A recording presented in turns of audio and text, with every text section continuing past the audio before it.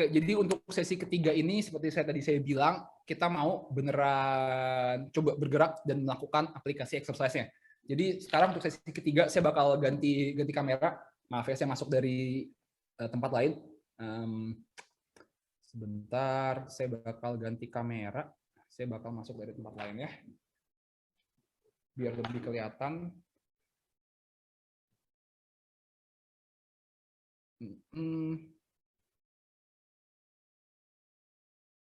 Oke, mungkin bisa di-highlight yang saya satu lagi, namanya Andi Widjaja juga.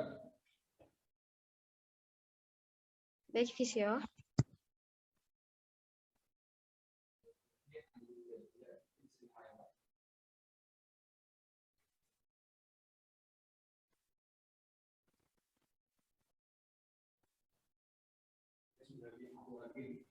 Baik.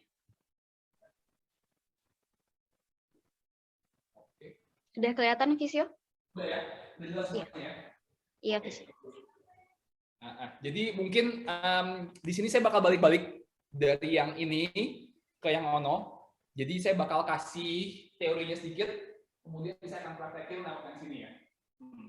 Oke. Di sini saya bakal masih share screen. Apakah suaranya jelas? Iya, Visio, suaranya jelas. Oke. Kita mulai dari yang ini ya.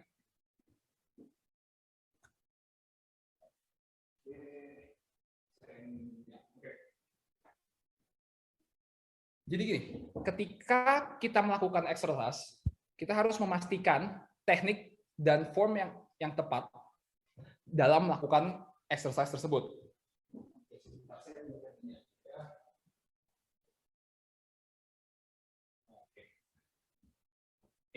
Pastikan teknik dan formnya itu tepat dengan latihannya.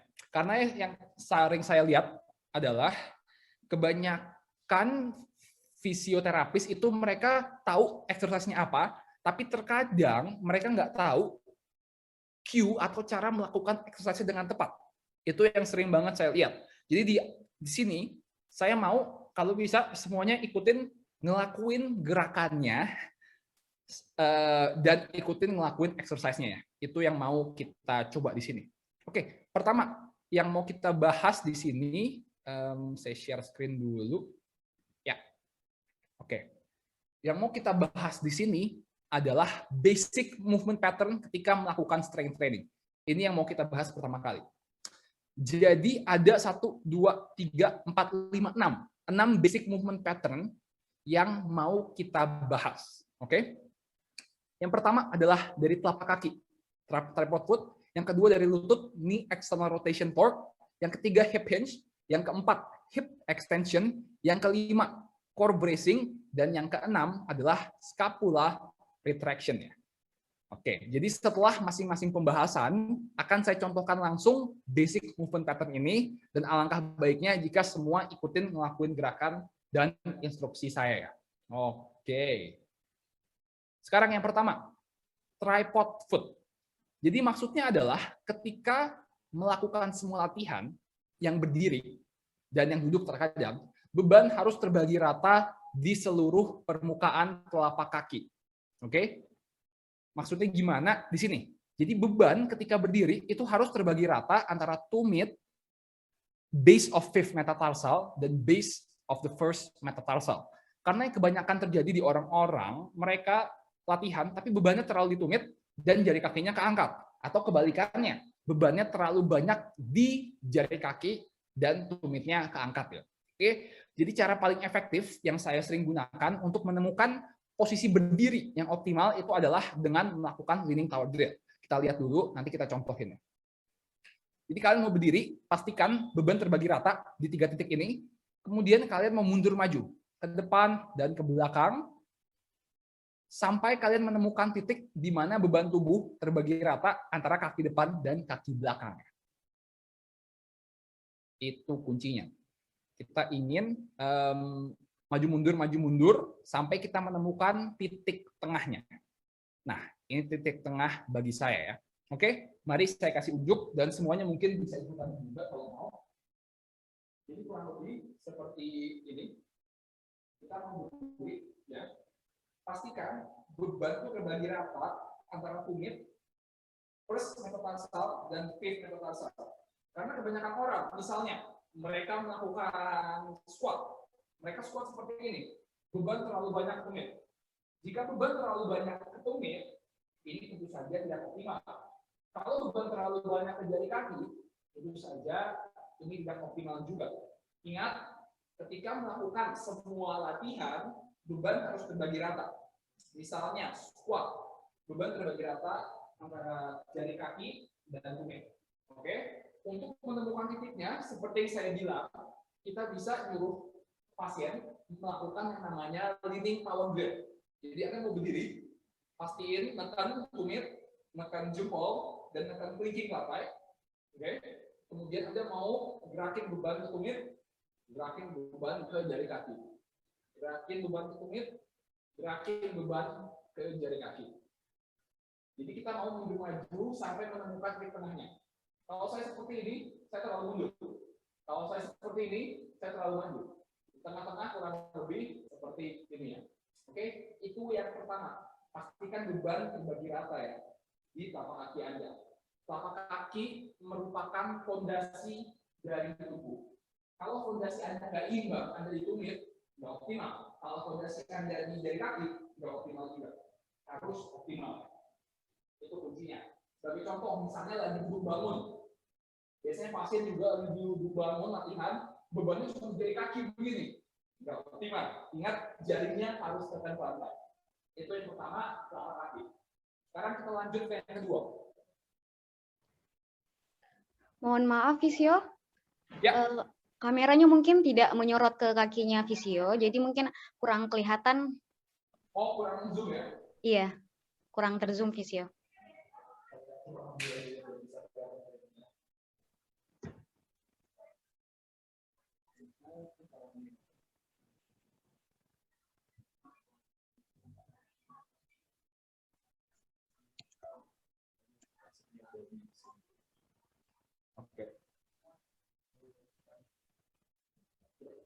Oke. Apakah kelihatan di sini? Ya, sudah kelihatan Visio. Oke. Jadi kalau kita berdiri tadi, pasti beban terbagi rata antara tumit, jari kaki, jempol, dan kelingking. Oke. Karena kebanyakan orang, misalnya mereka duduk bangun dari lantai, mereka duduk bangunnya begini, tumitnya naik semua. Kalau begini, tentu saja tidak optimal. Semuanya harus terbagi rata seperti ini ya. Kuncinya itu. Jadi telapak kaki ini ya.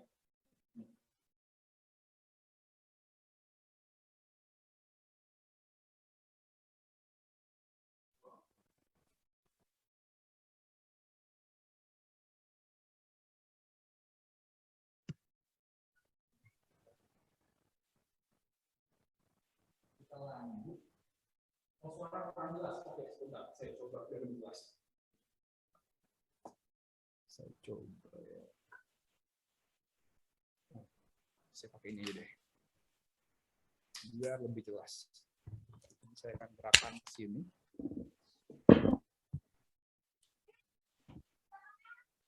Oke, begini mesti lebih jelas ya suaranya ya. Yang kedua, ini adalah knee external rotation torque. Oke, external rotation torque artinya adalah ketika Anda menumpu dengan lutut yang menekuk, oke, Anda harus mengaktifkan otot pantat samping atau pantat atas Anda. Karena otot ini akan membantu menahan bebannya dan menjaga posisi lutut yang optimal ya. Maksudnya apa? Mari saya jelaskan ya. Gini. Jadi saya coba.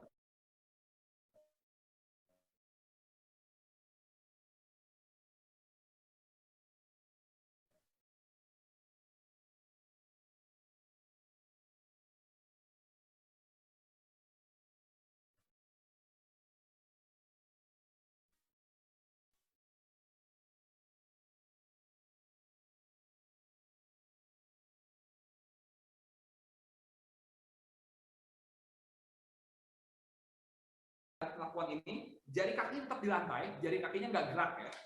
Yang gerak, jari kaki tekan, lutut dorong keluar. Dan ketika Anda ngelakuin gerakan ini, mestinya berasanya itu di pantat samping, di sini. Ini saya deketin.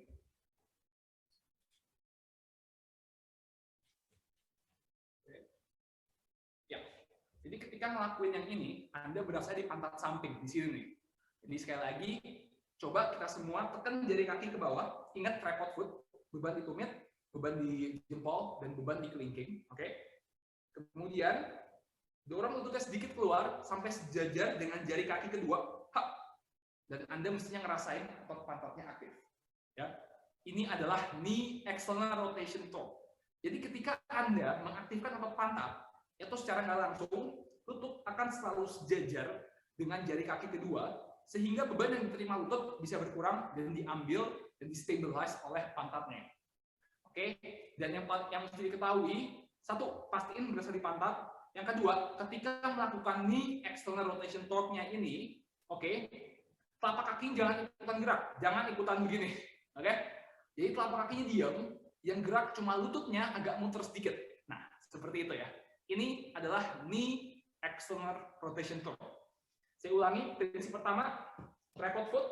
Prinsip kedua, knee external rotation torque. Jadi untuk semua gerakan yang berdiri, oke, di mana Anda harus menumpu pada lutut, pastikan Anda menjaga kedua posisi ini. Oke. Kemudian,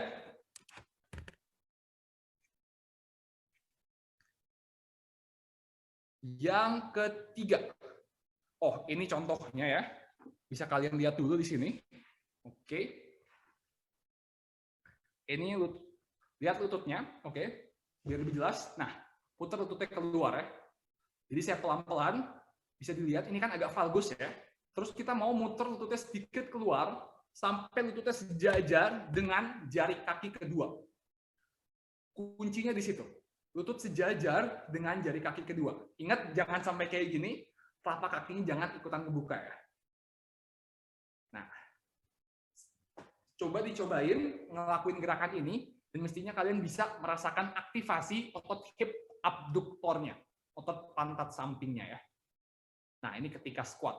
Jadi pastiin knee external rotation torque-nya dan tripod foot-nya itu berasa terus di sepanjang gerakan. Itu prinsip kedua. Oke. Prinsip ketiga, nah, ini adalah hip hinge, oke? Jadi pergerakan dari pinggul, bukan dari pinggang. Ketika mengangkat beban yang berat dan hampir dalam gerakan strength training, dari semua strength training, pastikan Anda bergerak lewat pinggul, bukan bergerak dari pinggang. Pertama-tama, seperti yang saya bilang, nggak ada yang salah dengan spinal hinge. Nggak ada yang salah dengan gambar sebelah kiri dalam aktivitas sehari-hari, selama bebannya nggak berat. Oke? Kalau bebannya berat, dan Anda mengangkat pakai spinal hinge, ini bisa meningkatkan risiko cedera. Kenapa? Karena optimalnya ketika mengangkat beban berat, Anda menggunakan kekuatan dari lower body, bukan dari pinggang. Oke? Jadi, mari saya contohkan di video ini, terus kita akan contohin langsung bareng-bareng ya. Misalnya saya ngangkat yang pink ini enteng ya. Saya mau ngangkat bungkuk begini, juga nggak masalah. Yang pink ini cuma 8 kilo. Tapi yang orange ini 28 kg. Kalau saya ngangkat seperti ini, pasti pinggang saya kaku dan sakit. Jadi mesti pinggangnya lurus. Dan ngangkatnya pakai pinggul. Lihat pergerakan pinggulnya ya. Jadi itu kuncinya. Kalau beban enteng, cuma 8 kg, ya nggak masalah. Mau bungkuk begini juga. Kalau bebannya berat, 28 kg, Anda ngangkat gini, saya ngangkat gini, pasti itu pinggangnya bakal sakit ya. Oke, jadi seperti yang saya bilang tadi, berat itu kan relatif. Apa yang berat buat saya belum tentu berat buat Anda. Apa yang berat buat Anda belum tentu berat buat saya. Jadi kalau bagi orang yang sudah tua, ngangkat 8 kg itu terkadang udah berat. Jadi mereka harus lebih fokus menggunakan pinggulnya. Tapi kalau orang masih muda dan orangnya kuat, nggak masalah mau sampai 10 kilo, 15 kilo, 20 kg, mereka tetap bisa ngangkat pakai bungkuk, nggak masalah, karena mereka kuat. Oke? Itu konsepnya. Sekarang mari kita contohkan sama-sama. Oke? Nah, ini baru dari samping. Baru kelihatan. Oke. Kita lihat dari kamera yang samping aja, mungkin lebih jelas. Ya. Bisa dilihat ya. Ini saya pertama akan ngelakuin hip hinge. Oke? Di tangan kalian satu di depan, tangan kalian satu di belakang, di perut dan di pinggang. Oke? perut dan di pinggang. Kemudian yang mau Anda lakuin adalah coba mundurin pantatnya ke belakang, seperti ini. Dan bisa kalian lihat pinggangnya tetap lurus. Kalau kalian berasa perutnya ketekan begini, berarti pinggangnya agak terlalu extension. Kalau kalian merasa ini ada bungkuk nih ke belakang, berarti kalian masih spinal hinge. Jadi pastiin pinggangnya lurus seperti ini. Oke. Ketika kalian mundurin atau mengangkat beban berat ke lantai. Jangan seperti ini. Oke. Sekali lagi, ini adalah hip hinge, pergerakan dari pinggul, pinggang tetap lurus, dan ini adalah spinal hinge, pergerakan dari pinggang. Oke. Jadi ketika mengangkat beban berat, pastiin hip hinge semuanya. Oke, semuanya bisa dicoba ya. Satu di depan, satu di belakang, mundurin. Atau cara lainnya, kalau kalian ada stick, sapu, atau tongkat, kalian juga bisa pakai sapu seperti ini. Oke? Jadi sticknya ini ditaruh di belakang sini ya, kena ke kepala, kena ke punggung, dan kena ke tulang ekor. Oke? Jadi pastiin sapu atau sticknya itu selalu kena ke 3 titik tadi. Ketika Anda melakukan hip hinge dengan betul, dia bakal selalu nempel, nggak lepas. Kalau hip hinge-nya salah, Anda ngelakuin spinal hinge, bisa dilihat, langsung naik nih, sticknya. Oke? Kalau salah, bisa dilihat, langsung naik juga sticknya. Jadi pastiin sapu atau tongkatnya itu kena ke kepala, punggung, dan tulang ekor. Nah, berarti Anda ngelakuin hip hinge yang betul ya.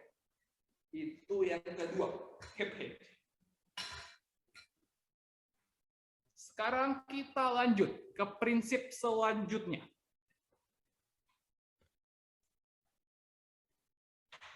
Ini adalah, oh ya, ini hip hinge tadi. Yang udah saya contohin.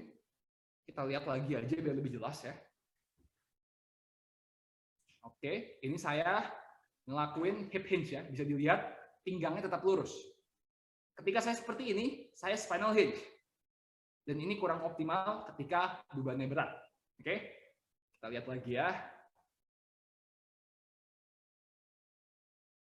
Nah, bisa dilihat pinggangnya lurus. Tapi kalau seperti ini spinal hinge juga. Kalau beban berat, kurang optimal ya. Apalagi seperti ini, kalau beban ratusan kilogram, kita mau pinggangnya tetap lurus soalnya ya. Nah, ini tadi saya bilang, kita mau menggunakan stick sebagai pertanda supaya pinggangnya itu tetap lurus dan tidak bergerak ketika mengangkat beban yang berat. Sticknya nyentuh kepala, nyentuh punggung dan tulang ekor, dan pastiin jangan sampai lepas ya. Ini kuncinya. Kalau lepas seperti ini, tentu saja kurang optimal. Kepalanya lepas juga, tentu saja kurang optimal juga ya. Oke. Jadi ini hip hinge atau spinal hinge-nya, silakan dicoba sendiri di rumah kalau ada sapu atau apapun, dan pastikan lihat di kaca pinggangnya tetap lurus dan tidak bergerak.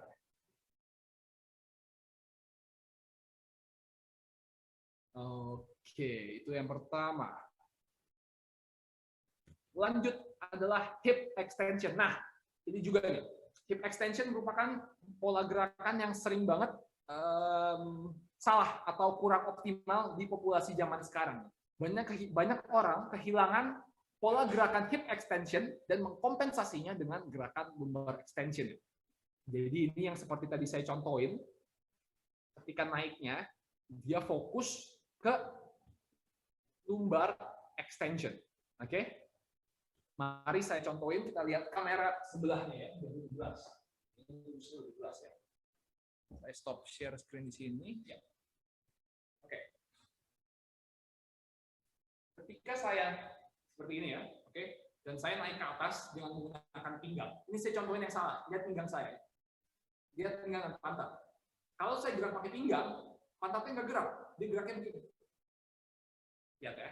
Pinggang yang gerak. Pinggang yang gerak. Pantatnya nggak gerak sama sekali. Oke. Kalau saya geraknya pakai pantat, pakai hip, pinggangnya diam. Jadi seperti ini. Lihat bedanya ya. Lihat bedanya. Ini yang optimal ketika mengangkat beban berat dan ketika exercise. Sekali lagi, ini saya pakai pinggang. Ini saya pakai pinggang. Dan ini saya memakai hip. Hip. Oke. Contoh lainnya ketika squat. Begini. Kalau saya pakai pinggang, seperti ini. Kalau saya pakai pinggang, seperti ini. Pantatnya nggak maju. Kalau saya pakai pantat, turun. Nah, dicoba ya. Dan mestinya ketika kalian pakai pantat, berasanya itu di gluteus maximusnya. Kalau kalian pakai pinggang, berasanya di erektornya ya. Jadi pastiin merasakan aktivasi otot yang tepat dalam gerakannya. Itu hip extension.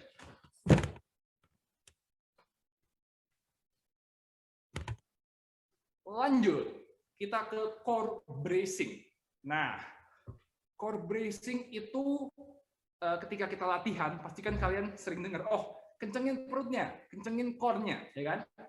Yang mesti diketahui di sini adalah core bracing itu membuat core Anda sebesar dan stabil mungkin, bukan memasukkan perut ke dalam. Oke? Ketika kalian masukin perut ke dalam, yang ada malah luas permukaan core Anda berkurang. Oke? Ketika luas permukaan core berkurang, stabilitasnya berkurang. Bukannya lebih stabil, bukannya lebih tight, malah jadi lebih nggak stabil. Seharusnya ketika mengangkat beban yang berat, yang benar itu adalah core bracing ke arah luar. Menggendutkan perut sebesar mungkin ke arah luar. Oke? Ketika Anda menggendutkan perut sebesar mungkin ke arah luar, yang terjadi adalah luas permukaan core Anda akan meningkat, sehingga Anda bisa lebih stabil dalam mengangkat beban yang berat. Jadi core bracing ini sama kayak tadi, tergantung bebannya. Kalau bebannya enteng, tentu saja Anda nggak perlu core bracing. Buat apa? Udah cukup stabil. Semakin berat bebannya, semakin perlu Anda melakukan core bracing-nya. Mari saya contohkan ya. Kita lihat kamera sebelah sini aja, oke? Kita lihat kamera sebelah sini. Oke. Kebanyakan orang ketika mereka bracing core, itu mereka kencengin perutnya ke dalam seperti ini. Nah, ini itu kurang optimal untuk meningkatkan stabilitas perut. Karena ketika masukin ke dalam, luas permukaannya berkurang. Yang optimal gimana? Menggendutkan perut keluar sebesar mungkin. Nah, oke. Sekali lagi, yang salah progresi ke dalam. Seperti ini salah untuk mengangkat beban yang berat. Yang benar, ketika exercise dan latih beban keluar. Seperti ini ya. Bukan kecilin perut, tapi gendutin perut. Seperti itu. Cara gampangnya untuk ngajarin orang yang baru core bracing, jadi kita mau di bagian oblique tekan pakai jari ke dalam, oke? Kemudian dengan perut coba tekan jarinya keluar. Nah, ini adalah core bracing yang tepat ya, membuat luas permukaan core sebesar mungkin sehingga Anda lebih stabil ketika mengangkat beban yang berat. Oke, ini core bracing. Nah, tadi itu, ada satu lagi tadi yang kurang, scapular retraction. Nah, scapular retraction itu adalah gerakan menjepit tulang belikat ke arah belakang. Scapular retraction menjepit tulang belikat ke arah belakang. Kenapa ini penting? Karena banyak orang melakukan scapular retraction dengan kurang optimal. Kenapa? Misalnya gini, saya contohin ya. Oke. Saya kasih gambar sini. Oke. Seharusnya scapular retraction itu Anda menggerakkan tulang belikat ke arah belakang seperti ini, ya kan? Jadi misalnya ketika ngelakuin row, tulang belikatnya dijepit ke belakang seperti ini. Bisa dilihat ya, tulang belikat saya jepit ke belakang. Yang kebanyakan terjadi di orang-orang, mereka bukan menggunakan otot romboid seperti ini, tapi mereka malah menggunakan otot upper trapezius untuk melakukan retraction. Ini seperti ini. Ini yang biasanya sering terjadi kesalahan di orang-orang juga. Kalau saya seperti ini, bisa dilihat pundak saya naik. Ini kurang optimal untuk mengangkat beban yang berat. Makanya yang harus dilakukan, ingat, retraksi menggunakan rhomboids, bukan menggunakan upper trapezius. Jadi pastiin gerakan scapulanya ke belakang doang, bukan ke belakang dan ke atas seperti ini ya. Oke, itu scapular retraction. Nah, jadi sekarang kita itu, bentar ya. Oke, jadi tadi itu adalah basic movement pattern, oke? Jadi basic movement pattern itu ada 6. Sebentar, mari saya balikin ke awal.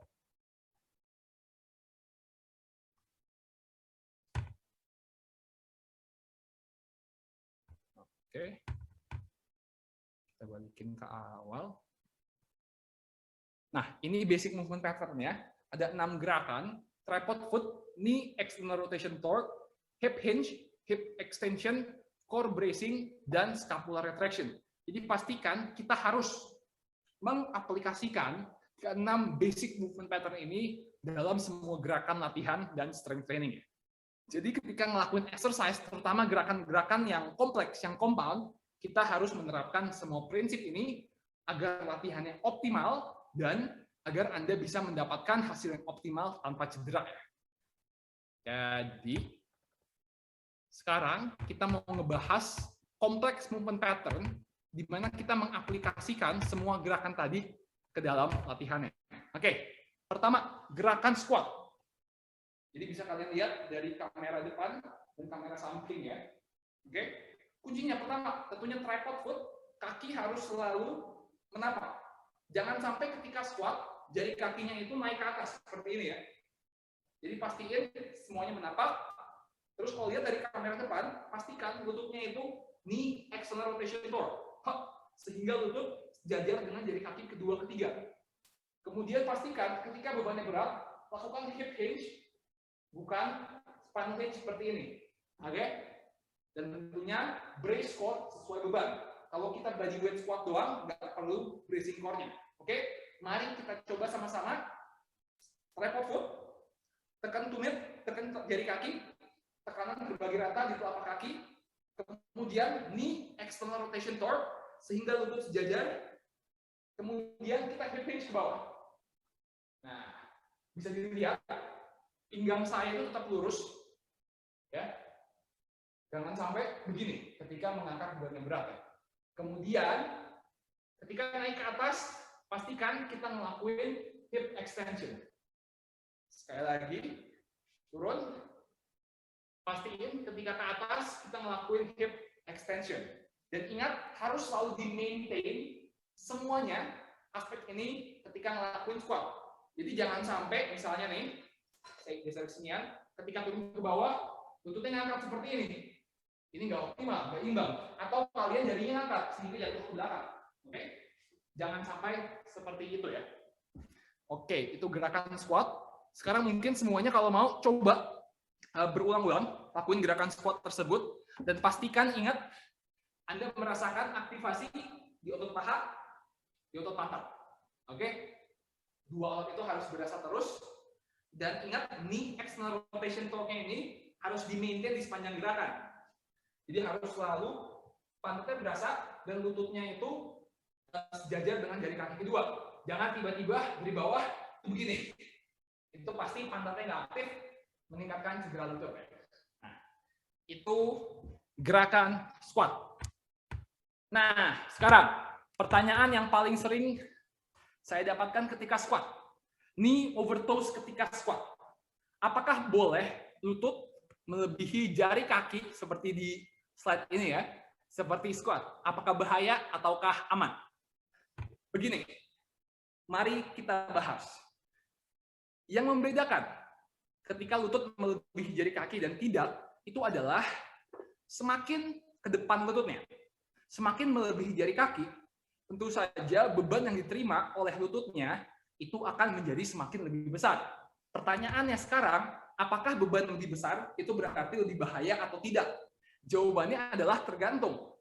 Jika seseorang mempunyai kapasitas lutut yang normal, mereka sehat, nggak ada masalah, tentu saja knee over toes, lutut melebihi jari kaki, itu aman. Jangan takut dan jangan khawatir.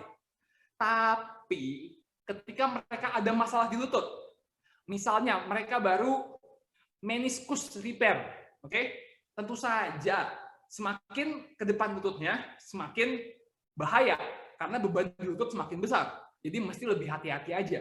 Jadi jangan takut untuk orang normal tanpa sakit, tanpa cedera, knee over toes, lutut melebihi jari kaki tidak bahaya. Tapi ketika mereka ada cedera lutut, di mana lututnya itu overload, tidak bisa menerima beban yang berlebih, tentu saja jangan knee over toes. Jangan lututnya melebihi jari kaki.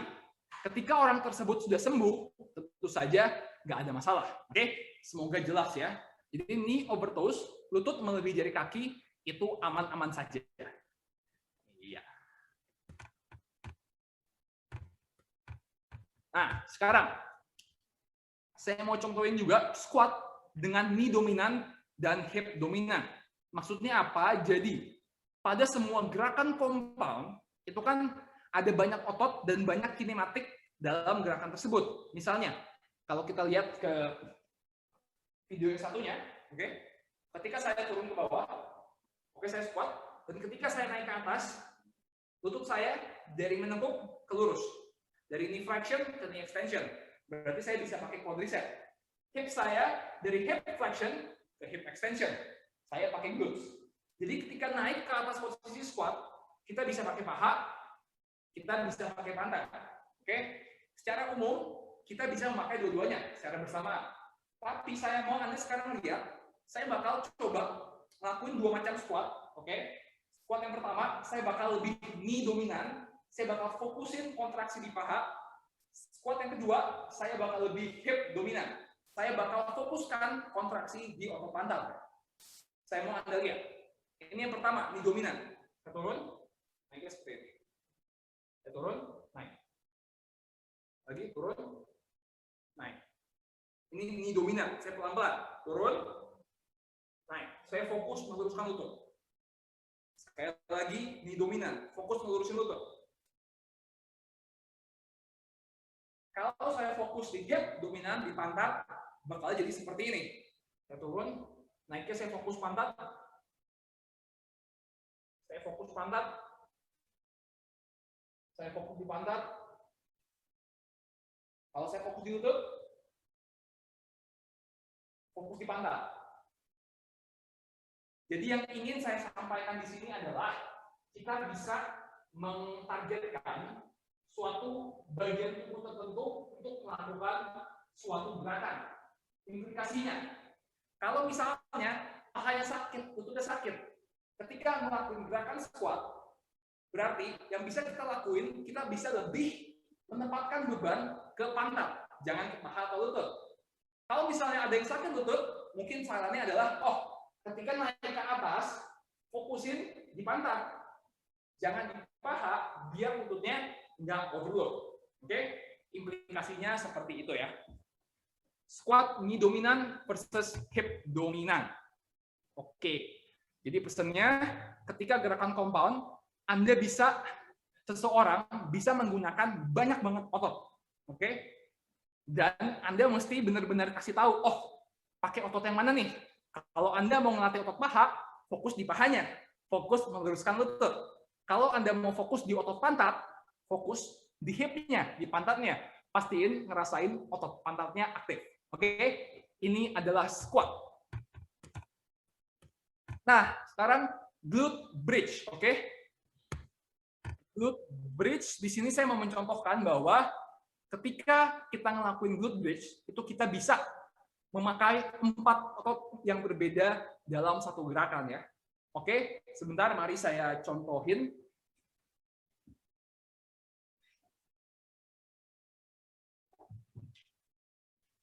Jadi, oke, kita lihat kamera yang ini tetap. Saya stop share screen. Ya. Oke, kita lihat kamera yang ini saja dari samping. Di sini saya mau mencontohkan bahwa ketika glute bridge kita bisa memakai 4 otot yang berbeda. Oke? Yang pertama, saya bakal glute bridge dengan menggunakan otot pantat. Oke? Lihat ya, saya bakal glute bridge dengan pantat. Saya fokus dengan pantat saya, squeeze di pantat. Saya ngelakuin 2 kali lagi di pantat ya. Saya fokus di pantat. Yang kedua, saya bisa glute bridge dengan menggunakan pinggang. Oke? Kalau saya menggunakan pinggang, saya glute bridge seperti ini. Ini saya menggunakan pinggang. Fokus. Sekali lagi. Kemudian, saya bisa glute bridge juga dengan menggunakan hamstring, bukan dengan pantat. Saya contohin lagi. Kalau saya pakai hamstring, kurang lebih seperti ini.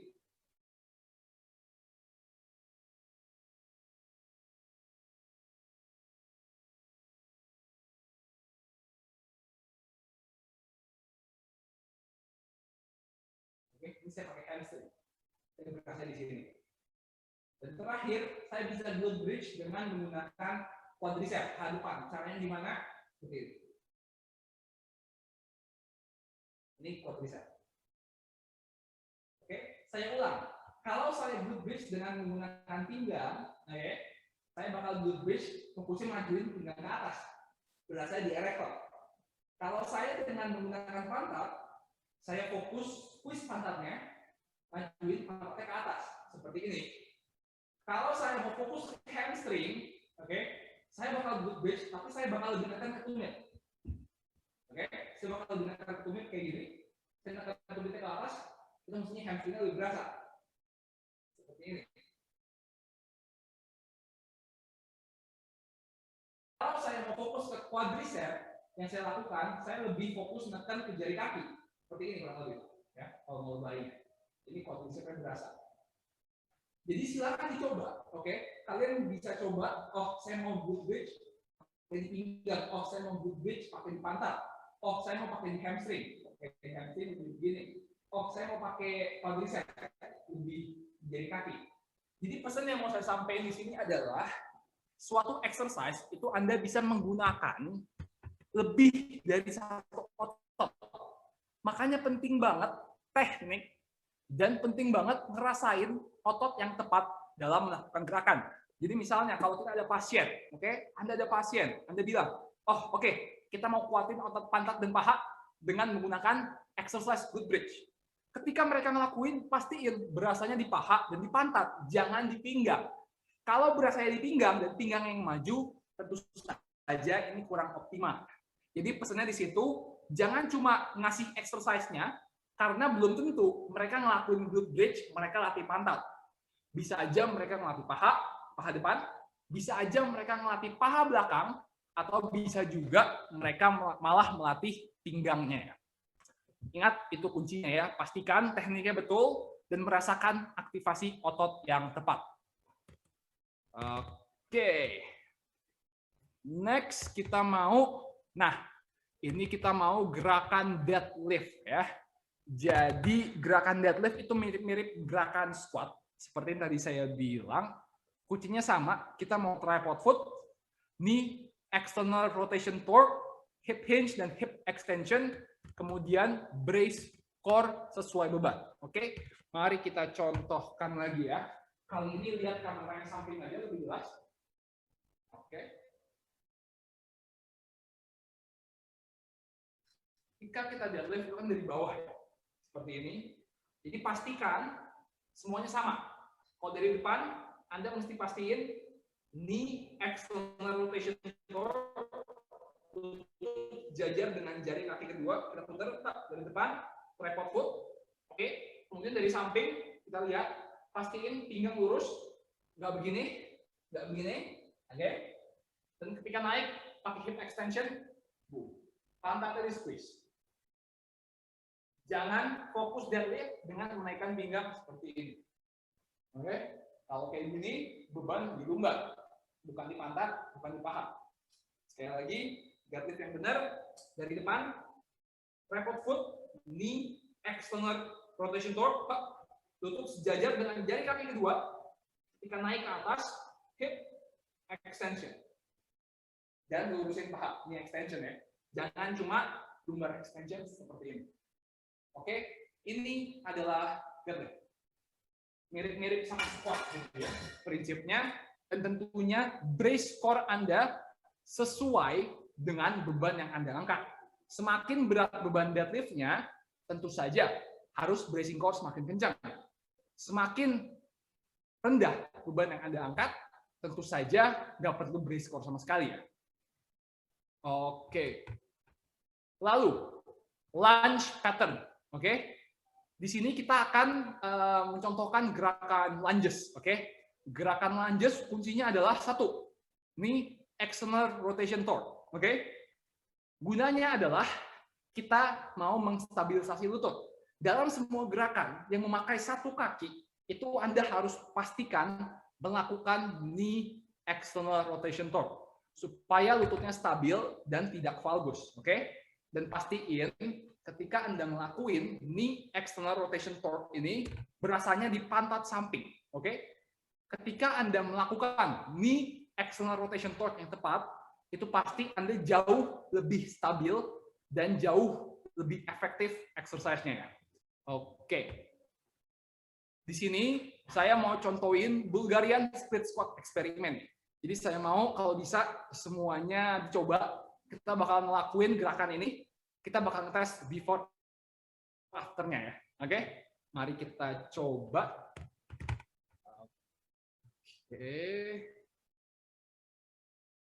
Ya. Kita bakal coba Bulgarian split squat eksperimen.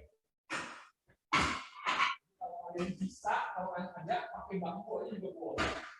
Ini kalau saya coba ngelakuin gerakan Bulgarian split squat ini ya. Oke, satu kaki di belakang seperti ini. Satu kaki berdiri, satu kaki. Oke. Kemudian yang pertama, kita mau coba ngelakuin dua tipe gerakan. Oke.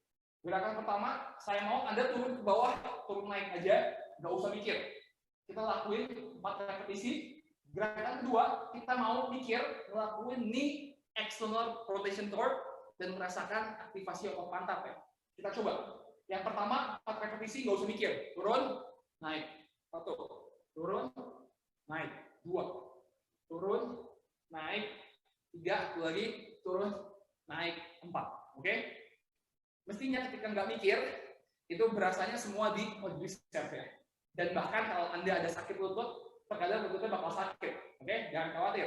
Nah, sekarang yang mau kita lakuin di posisi awal, tekuk lutut sedikit, dan knee external rotation torque.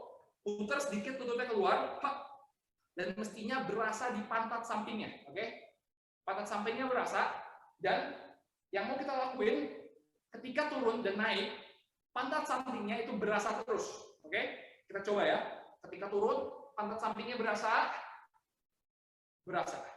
Ketika turun, pantat sampingnya berasa, dan naik berasa. Oke, cobain ya. Pastiin pantat sampingnya berasa terus. Mestinya ketika pantat sampingnya berasa, kalian bisa lihat, saya lebih stabil, dan beban di paha dan di lututnya itu berkurang. Bebannya ke pantat. Oke? Jadi pesannya di sini, jika Anda atau pasien Anda itu punya sakit ketika jongkok, ketika ngelakuin gerakan-gerakan tadi, lunges, squat, terkadang mereka itu terlalu menempatkan beban ke pahanya. Mereka kurang menempatkan beban ke otot pantatnya. Jadi solusinya di kasus ini, ingat knee external rotation torque, sehingga lutut sejajar dengan jari kaki kedua, dan otot pantatnya berasa aktif. Oke? Ingat, ketika ngelakuin knee external rotation torque, pantatnya yang berasa, bukan di lutut. Kalau Anda knee external rotation torque-nya itu berasa di lutut, berarti Anda melakukan gerakannya dengan salah. Oke. Next. Kita ke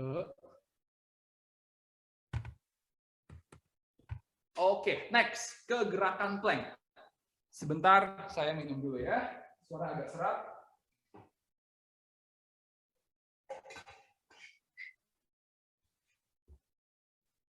Oke, next kita mau ke gerakan plank.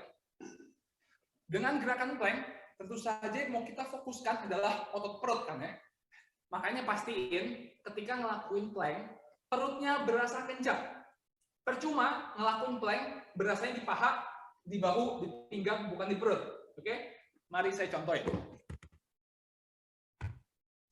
Atau enggak semuanya juga bisa ikut, jangan lupa. Kita mau coba gerakan plank. Bisa dilihat dari kamera ini aja ya. Nggak usah pindah, oke? Ketika ngelakuin plank, ketika ngelakuin di sini, pastikan tanya pasien Anda, berasanya di mana? Apakah di perut, di pinggang, atau di bahunya?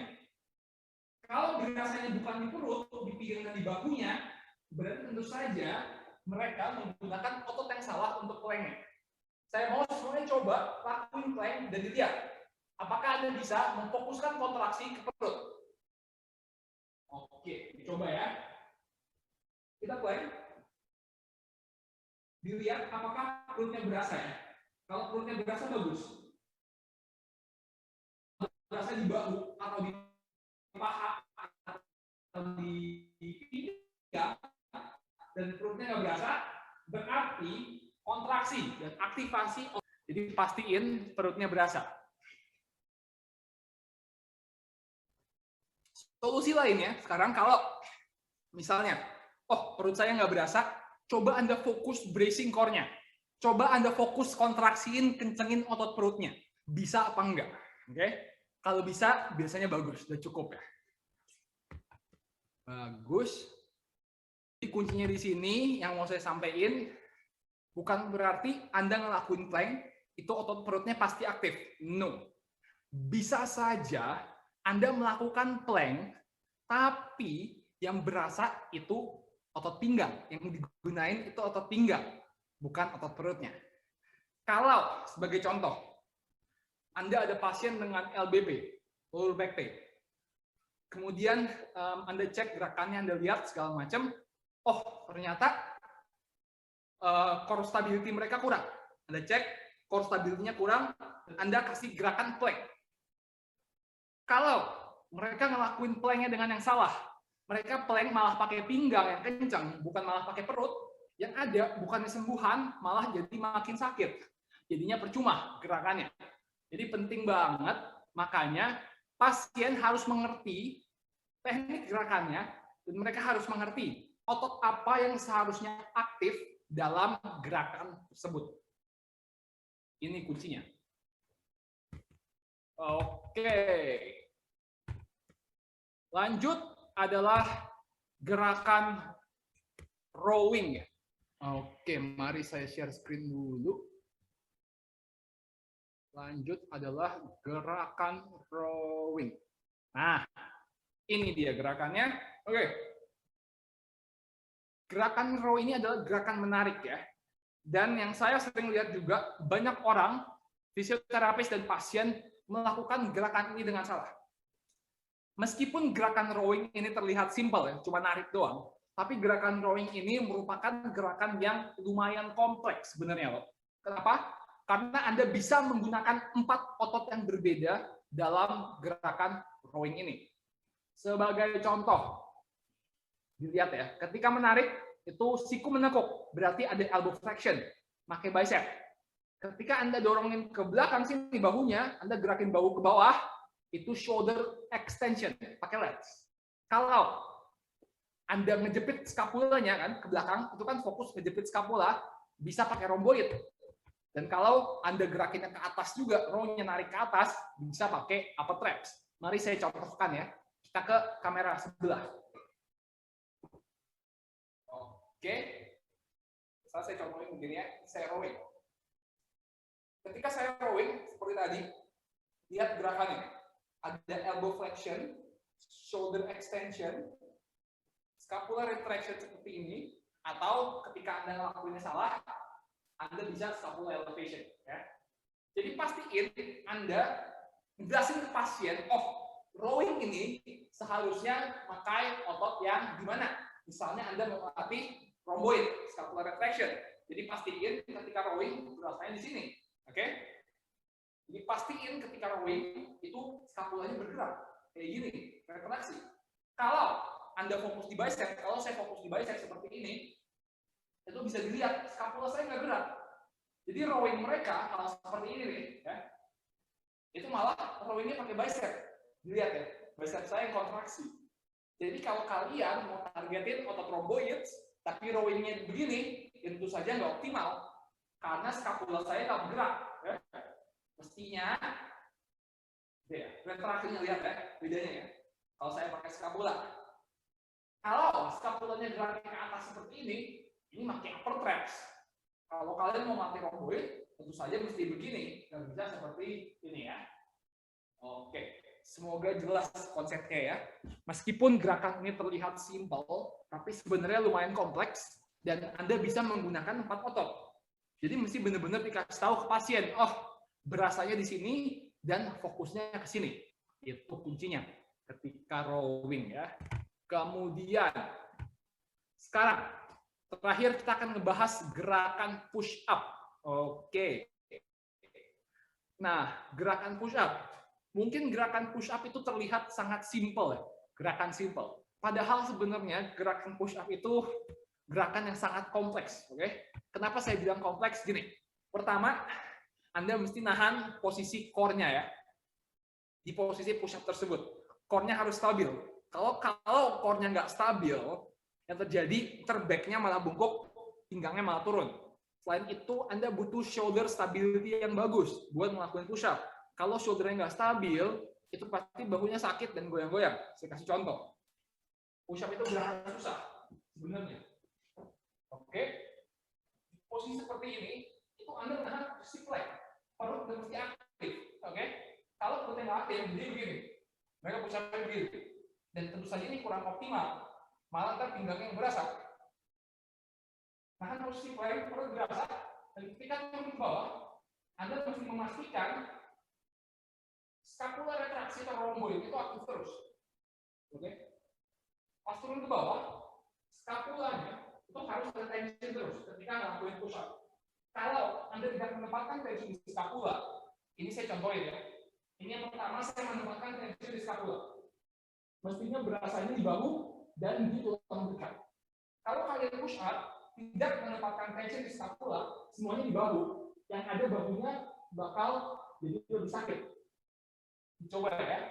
Jadi yang pertama, coba push up, kunci tulang belikatnya di retraksi sedikit, Anda ngerasain kontraksi sedikit dan turun.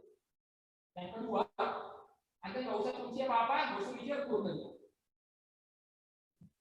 Mestinya, ketika Anda fokus menjaga kontraksi di tulang belikat, itu beban terbagi dua, terbagi di tulang belikat dan terbagi di bahu. Kalau Anda nggak mikir, nggak nahan kontraksi di tulang belikat, yang terjadi Anda berasanya di bahu lebih banyak.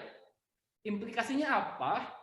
Implikasinya adalah ketika Anda ada pasien punya sakit di bahu ketika push up, yang harus dilakuin, kita harus mencoba mengurangi beban di bahunya ketika push up. Caranya gimana? Dengan menempatkan beban dari bahu, kita pindahin ke rhomboid atau tulang belikatnya. Oke. Jadi, pesan yang mau saya sampaikan di sini itu adalah suatu exercise itu Anda harus benar-benar ngelihat tekniknya benar apa enggak dan otot yang dirasakan apa. Jangan cuma mikir, oh glute bridge itu cuma ngelatih pantat. No. Kalau dilakuin dengan salah, glute bridge itu malah bisa ngelatih pinggang, ngelatih paha belakang, paha depan, dan pantat. Jangan mikir juga, oh kalau saya squat, pasti itu ngelatih otot paha. Enggak juga. Anda bisa squat, ngelatih otot paha, pantat, ataupun otot pinggangnya.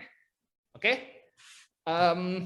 Kemudian pesan lainnya juga, ingat juga, seperti yang saya bilang tadi, kebanyakan cedera pada orang sehari-hari yang ngelakuin olahraga, itu terkadang pola gerakan mereka yang kurang optimal. Misalnya, mereka squat selalu gunain paha, yang ada lututnya sakit. Kalau begitu ya kita harus mengajarin mereka, coba jangan gunain pahanya, coba lebih gunain pantatnya. Misalnya juga, ketika push up, ketika push up, bahu depan saya sakit nih. Saya push up berkali-kali, bahu depan sakit. Kalau gitu, di orang tersebut, kita mesti ngajarin, ketika push up, coba kalian jangan taruh beban di bahu, tapi pindahin bebannya sedikit di tulang belikatnya. Mestinya rasa sakitnya langsung berkurang ya. Jadi itu kuncinya di sini, ketika kalian mengaplikasikan dan mengajari suatu exercise, Anda harus tahu gerakannya dan otot apa saja yang bisa aktif dalam gerakan tersebut, dan pastikan Anda kasih cue dan kasih pertanda yang benar ke pasiennya. Jadi pertama saran saya ketika kalian lihat gerakan, lihat dulu kinematiknya. Oh, ini gerakannya apa aja sih? Dan baru lihat kinetiknya. Otot apa saja yang bisa aktif dalam gerakan tersebut. Contoh tadi ya, kita kasih contoh pakai row. Nah, lihat dulu kinematik atau gerakannya. Gerakannya siku, dari lurus ke menekuk. Berarti kan itu elbow flexion. Kemudian, scapula kan pasti ngejepit ketika kita narik. Scapular retraction. Terus shoulder juga bergerak ke bawah. Shoulder extension. Terus dilihat ototnya apa aja, dan pastiin kita ngelakuin atau memberikan instruksi sesuai dengan otot yang kita mau. Kalau kita mau ngelatih bicep pakai row, instruksinya adalah fokus menekuk siku. Kalau kita mau melatih otot rhomboid ketika row, fokusnya adalah menjepit tulang belikat. Sama seperti misalnya gerakan squat tadi ya. Misalnya gerakan squat, oke? Ketika Anda mau fokus ke paha, ketika naik, fokus lurusin lutut. Kalau mau fokus ke otot pantat, ketika naik, fokus majuin pantatnya. Sama ketika glute bridge. Kalau mau fokus di pantat, fokus squeeze pantat. Kalau mau fokus di hamstring, tekan di tumit. Kalau mau fokus di paha depan, lebih tekan di jari kakinya. Oke? Kalau mau fokus di pinggang, ya gunain pinggangnya. Which is jarang banget kita mau fokus di erektornya ya. Tapi konsepnya begitu. Oke. Lalu, nah, sekian presentasi part 2 ini, aplikasi latihan beban. Mungkin ada pertanyaan dan ada yang kurang jelas, ataukah ada komen yang tadi sudah nyoba semua gerakannya, rasanya gimana? Oke.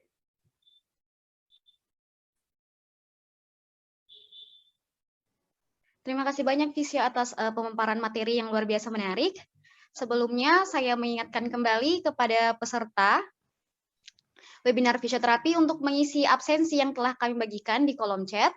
Dan untuk peserta webinar yang kami hormati, kini tibalah kita memasuki sesi diskusi. Bagi peserta yang ingin mengajukan pertanyaan, silahkan menggunakan fitur raise hand dan mengaktifkan kamera, atau bisa juga dengan mengetikkan pertanyaan melalui kolom chat.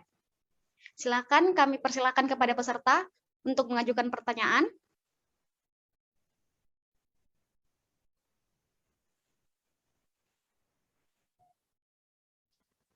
Kami sampaikan juga kepada teman-teman peserta untuk mengisi absensi sesuai dengan kategori peserta, baik itu SKP, non-SKP, maupun peserta mahasiswa.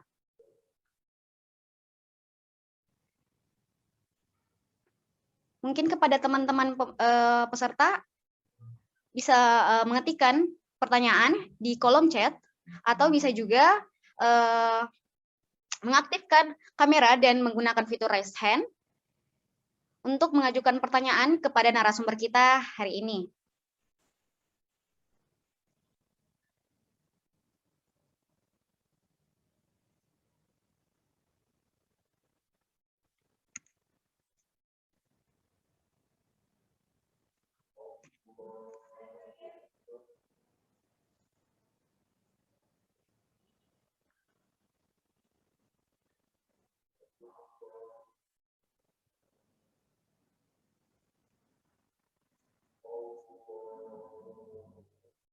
Baik, Visio, pertanyaan dari Naufal Ahmad. Izin bertanya, Visio, untuk aplikasi latihan untuk forward head posture, bisa dijelaskan, Visio? Silahkan, Visio.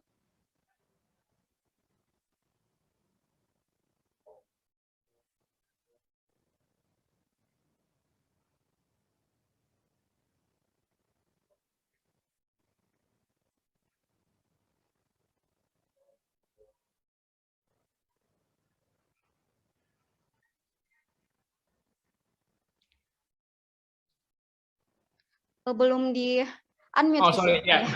Maaf. Oke. Jadi untuk forward head posture ya, saya taruh di sini juga, biar lebih jelas.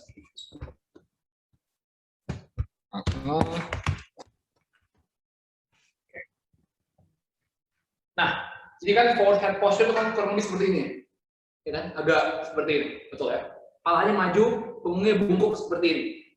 Jadi yang mesti dilakukan ada gerakan latihan yang harus difokuskan. Pertama, 4 gerakan, sorry. Yang pertama adalah dia thoracic spine saya. Punggung saya bungkuk, thoracic flexion. Jadi yang mesti kita targetkan adalah exercise untuk melatih thoracic extension. Dia lebih tegap dikit. Oke? Tapi thoracic extension-nya nggak cukup ya, masih maju. Bahunya juga masih muter.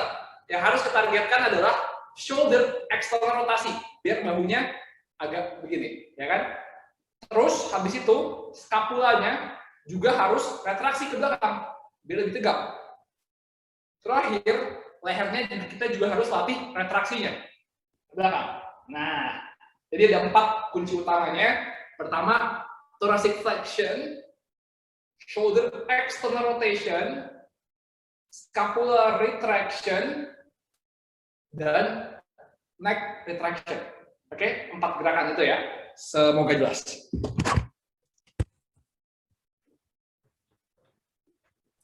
Baik, terima kasih banyak Visio.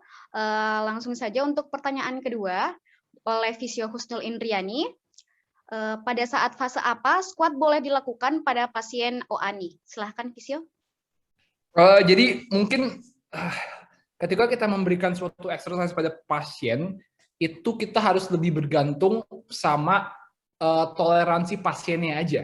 Maksudnya apa? Ketika pasien tersebut ada OA dan ia bisa melakukan squat tanpa sakit, ketika ngelakuin dan setelah lakuinnya aman, nggak ada masalah, berarti squat aman untuk mereka. Tapi kalau misalnya mereka bilang, oh ketika squat lutut saya sakit, atau udahannya lututnya sakit, berarti ya belum siap mereka untuk ngelakuin squatnya. Jadi jangan tergantung ke hasil X-ray-nya, tapi tergantung ke bagaimana pasien bisa mentolerir apa tidak exercise tersebut. Kalau sakit, jangan dilakuin, dikurangin intensitasnya. Kalau nggak sakit, lakuin terus. Oke? Itu kuncinya. Terima kasih banyak Visio atas penjelasannya. Kemudian untuk pertanyaan selanjutnya dari Visio Putri Miftahul. Pertanyaannya, apakah sumo squat dan squat biasa, otot yang teraktivasi itu sama? Silahkan Visio. Ya, agak sedikit berbeda. Ketika sumo squat itu kan lebih, saya contohin.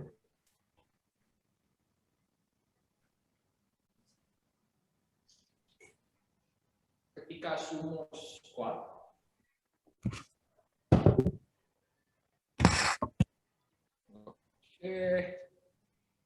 ya sumo squat lebih lebar begini ya. Kalau sumo squat dia lebih lebar, kalau squat biasa dia lebih dalam begini ya.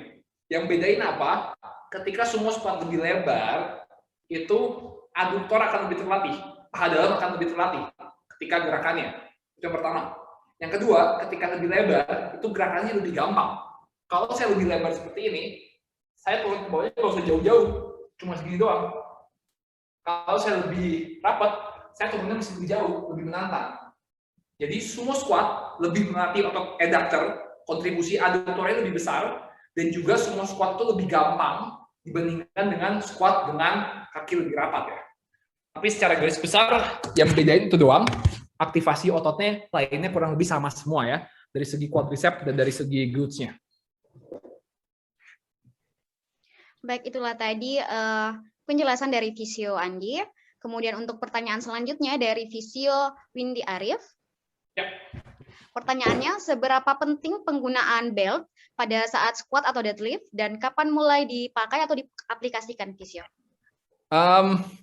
Seberapa penting penggunaan belt pada saat squat dan deadlift dan kapan mulai dipakai diaplikasikan? Oke. Belt ketika squat dan deadlift itu kan berfungsi untuk meningkatkan pressure atau tekanan di perutnya. Oke. Ketika pressure meningkat, stabilitas perutnya menambah. Jadi sebenarnya fungsi belt adalah untuk meningkatkan core stability. Apakah belt harus dipakai ketika deadlift atau squat? Jawabannya tidak. Kenapa? Karena tubuh Anda punya otot-otot core yang bisa meningkatkan stabilitasnya. Belt itu hanya diperuntukkan untuk atlet atau orang-orang yang sudah advance, yang sudah latihan lama untuk meningkatkan forma mereka. Kalau untuk orang yang baru mulai latihan, sangat-sangat tidak disarankan memakai belt. Kenapa? Karena mereka malah tidak melatih teknik dan mereka malah tidak melatih otot-otot core-nya. Jadi mereka malas dan ujung-ujungnya di jangka panjangnya malah ini membawakan efek negatif.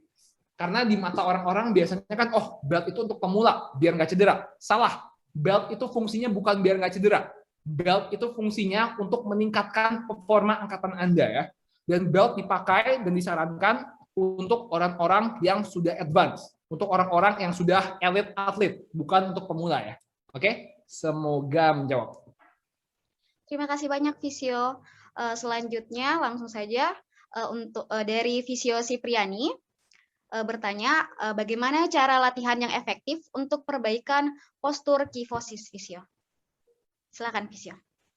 Bagaimana cara latihan yang efektif untuk perbaikan postur kifosis? Oke, ketika kifosis itu kan sama kayak tadi, itu cuma sebenarnya thoracic flexion dan shoulder protection seperti ini kan.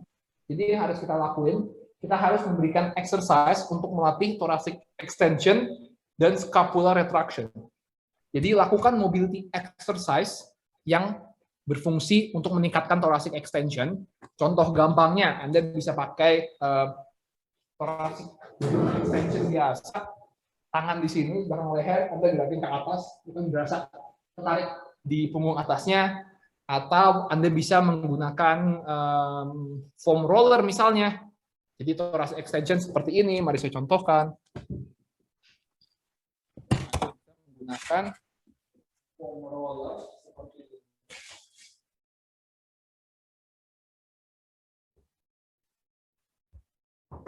Saya ada foam roller. Tiduran. Ya, kemudian naik ke atas.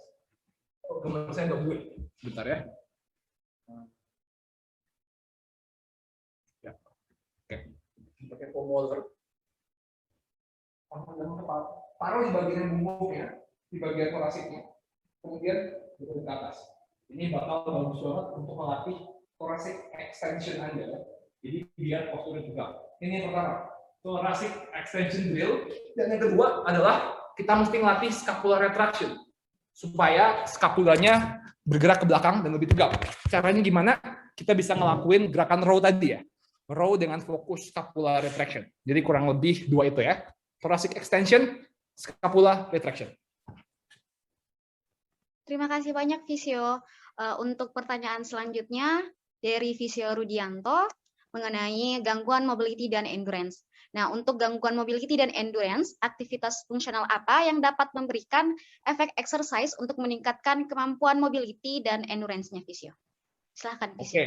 Oke. Untuk gangguan mobility dan endurance, aktivitas fungsional apa yang dapat memberikan efek exercise untuk meningkatkan kemampuan mobility dan endurance-nya? Gini, jadi sebenarnya untuk endurance itu aktivitas yang Anda ingin menjadi lebih baik, dilakuin aja. Misalnya, Anda mau meningkatkan endurance otot kaki ketika berjalan. Ya udah, lakuin berjalan, tapi ingat intensitasnya mesti diatur. Jangan kelebihan, jangan kekurangan. Kalau untuk mobility, aktivitas fungsionalnya ya bergerak aja kemanapun. Dalam arti, misalnya Anda ingin meningkatkan mobility pinggang. Kalau gitu ya gerakin pinggang Anda.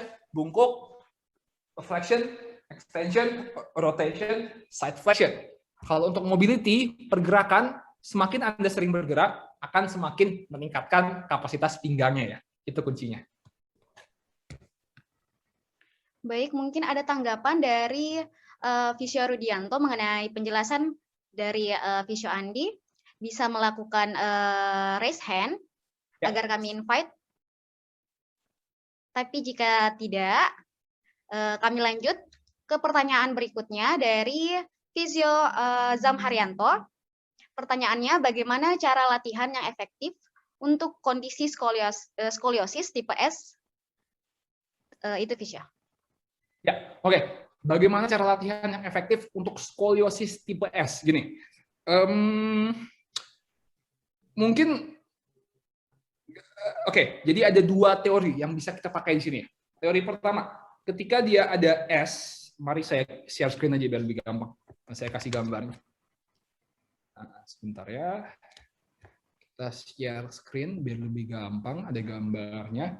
Jadi ketika skoliosis itu pasti ada bagian tubuh yang memendek dan ada bagian tubuh yang memanjang. Gampangnya, bagian yang memanjang kita pendekin, kita kontraksi, kita aktifin, kita latih. Bagian yang memendek kita stretch. Jadi kita sebentar ya, saya buka Google dulu, cari gambarnya. Internet saya lagi nggak bisa. Sebentar ya, internet saya nggak jalan.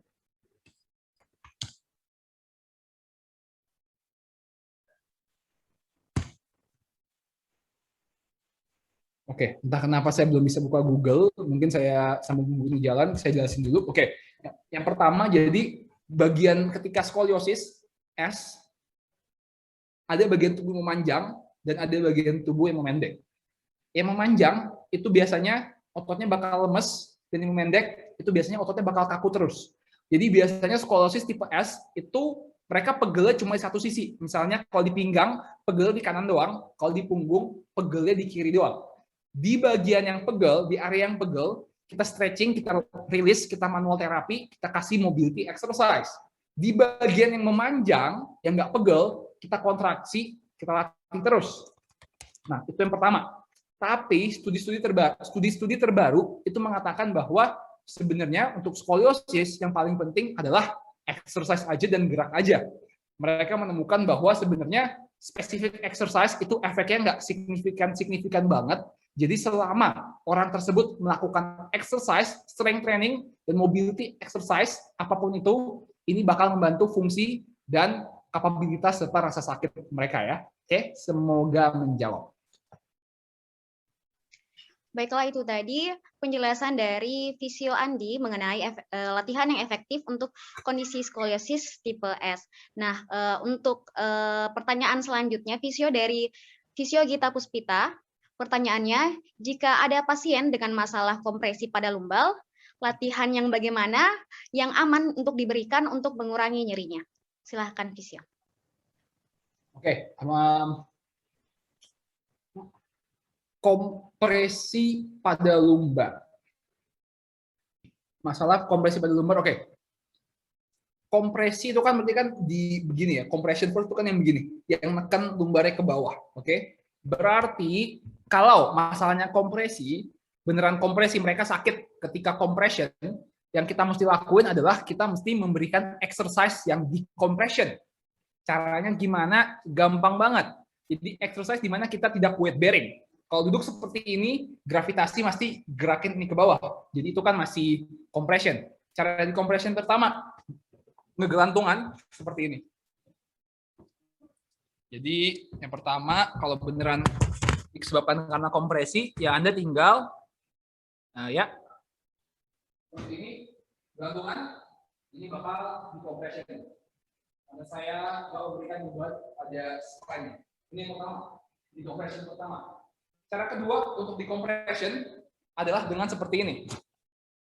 Ini cara gampang juga. Biasanya gejala pasien yang ada masalah lumbar compression, oh saya kalau jalan lebih dari 20 menit itu pinggang saya langsung sakit. Saya mesti tiduran dulu. Nah, jika begitu, yang bisa dilakuin adalah di tengah-tengah jalannya kita bisa ngelakuin di compression, nggak usah gelantungan. Gimana? Seperti ini. Jadi saya bakal,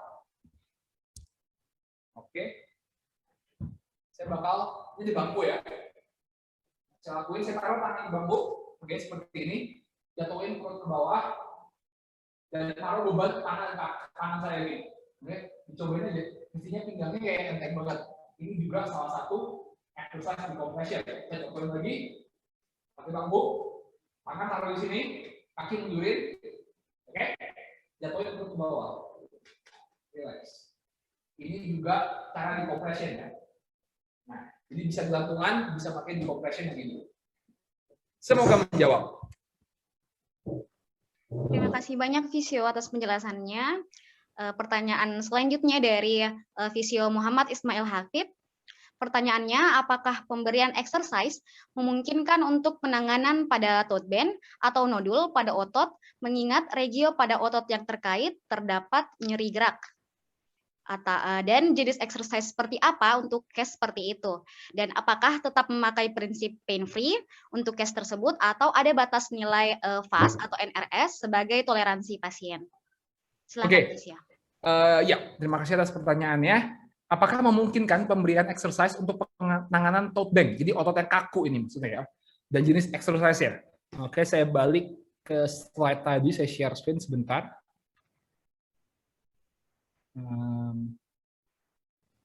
Bentar, saya share screen.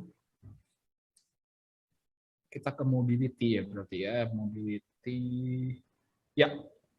Nah, ketika masalahnya adalah ada tote band atau trigger point, otot yang kaku, prinsip exercise yang saya gunakan ada 2, tadi saya bilang ya. Pertama, kita mau release exercise menggunakan bola atau foam roller atau apa saja yang bisa digunakan pasien untuk menekan. Jadi fungsinya ini untuk ngelemesin ototnya, sama kayak di manual terapi. Kemudian ketika ngelakuin gerakan ini, tentunya bakal ngerasa sakit. Oke? Jadi biasanya hal pertama yang bakal saya ajarin ke pasien adalah ngebedain good pain dengan bad pain. Sakit mana yang boleh dan sakit mana yang nggak boleh. Kan sakit ketika ditekan seperti ini kan berbeda dengan sakit ketika nyeri yang mereka rasakan. Itu yang mesti mereka pelajarin dulu. Dan untuk skala sakitnya, biasanya saya bilang begini, ketika ngelakuin exercise release seperti ini, ketika Anda tekan pertama kali, itu bakal sakit, ya kan? Tapi ketika Anda menahan tekanannya, seharusnya rasa sakitnya itu makin lama makin berkurang. Ketika rasa sakitnya makin lama makin berkurang, nggak masalah. Sekarang, skala sakitnya seberapa besar? Nggak usah gede-gede. Cukup tekan sedikit sampai sakit. Mungkin 3 dari 10 ketika kita memakai VAS scale ya. Itu, dan kemudian kalau ketika ngelakuin mobility dan stretchingnya sama. Mestinya pertama kali ngelakuin agak kaku, sakit dikit, nggak masalah. Ketika semakin ngelakuin, semakin enakan. Dan kalau saya pribadi, batasnya adalah 2-3 dari 10, itu masih termasuk aman selama sakitnya berkurang terus ya. Kalau sakitnya nggak kurang-kurang, atau sakitnya malah nambah, tentu saja jangan dilakuin terus ya. Itu kuncinya. Terima kasih atas pertanyaannya. Baik, Visio, untuk pertanyaan dari Jaji Sitorus. Ya. Mohon saran Visio latihan apa yang bisa diberikan pada anak umur 5 tahun agar tidak bosan pada kasus yang tidak dapat melakukan dorsofleksi. Saya gabung dengan pertanyaan kedua, Visio. Ya. Bagaimana tanggapan Visio Andi terhadap latihan beban untuk anak-anak? Mohon tips dan sarannya, Visio. Oke. Pertama, mohon latihan exercise apa pada anak umur 5 tahun agar tidak bosan pada kasus tidak dapat melakukan dorsifleksi. Oke, jadi maksudnya ini kemungkinan ankle mobility ke arah dorsifleksinya kurang, jadi kita harus nge-stretching calf-nya dan meningkatkan mobilitas dorsiflexion-nya. Oke, biar nggak bosan, kalau kita ngomongin stretching untuk ngelemesin otot betis, itu stretchingnya, kalau kita ngomongin stretching secara umum, ngelemesin otot, misalnya kita pakai foam roller untuk ngelemesin otot betis, itu pasti bosen. Jadi kalau dari segi stretching dan release atau manual terapi atau mobility exercise-nya, terkadang bisa bosen. Tapi kalau untuk gerakannya, misalnya udah di stretching nih, kita mau improve gerakan dorsiflexion-nya, itu bisa banyak banget gerakan-gerakan menarik. Misalnya seperti ini. Misalnya, saya nggak ada bola, misalnya kita pakai bola, oke? Misalnya kita mau improve dorsiflexion kan ya, jadi misalnya pakai bola seperti ini gitu, oke? Kemudian mereka suruh tendang ke atas, pakai kakinya, misalnya seperti itu ya, suruh tendang ke atas, pegang begini, atau pakai balon, suruh giniin, terus jaga balonnya supaya nggak jatuh. Nah, itu bisa juga jadi menarik ya. Tapi kalau untuk stretching ya dengan foam roller atau dengan stretching betis biasa, seperti stretching betis atau biasa, itu kayak agak sedikit susah untuk dibuat menarik. Paling dikasih nonton TV atau dikasih nonton apa gitu biar anteng. Paling seperti itu ya. Kalau untuk stretchingnya nggak ada yang, stretching it's boring, manual terapi ya boring, mereka diem. Tapi kalau untuk gerakannya, mobility-nya bisa macam-macam. Kayak tadi pakai balon, Itu menurut saya efektif banget untuk anak kecil biar mereka mau ngelakuin di rumah ya. Semoga menjawab pertanyaan pertama tadi. Kalau pertanyaan kedua, bagaimana tanggapan saya terhadap latihan beban untuk anak-anak? Mohon tips dan sarannya. Oke, masih di masyarakat Indonesia kan banyak banget yang masih nganggap, oh latihan beban kalau anak-anak itu bikin pendek. Jangan latihan beban kalau anak-anak. Sekarang gini, ada dua hal, oh banyak sih, nggak cuma dua. Ada beberapa hal yang harus dimengerti, oke? Pertama, banyak orang beranggapan bahwa latihan beban fitness itu bahaya, itu beresiko cedera untuk orang-orang. Padahal fitness dan latihan beban merupakan salah satu olahraga paling aman di muka bumi ini. Mari saya kasih statistik ya. Saya pernah post artikel ini di website dan Instagram dan YouTube saya. Ini ada studinya. Saya kasih unjuk sekarang. Latihan beban itu olahraga paling aman untuk orang-orang sebenarnya ya. Sebentar saya kasih statistiknya ya.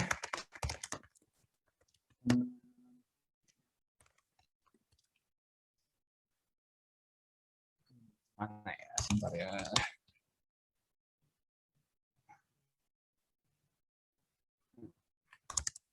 Kirim bentar ya, saya cari dulu. Tunggu sebentar. Agak panjang, biar tahu orang-orang ya. Saya post agak lama itu, injury risk ketika latihan beban. Sebentar, biar tahu. Ini bukan cuma kata orang, jadi benar-benar ada studi yang ngebandingin resiko cedera ketika latihan beban dengan cedera ketika olahraga-olahraga lain seperti bola basket, badminton, volley, dan lain-lain ya.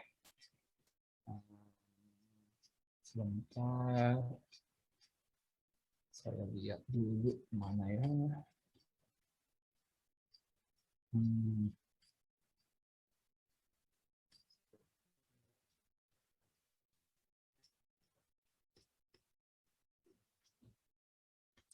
Dikit lagi.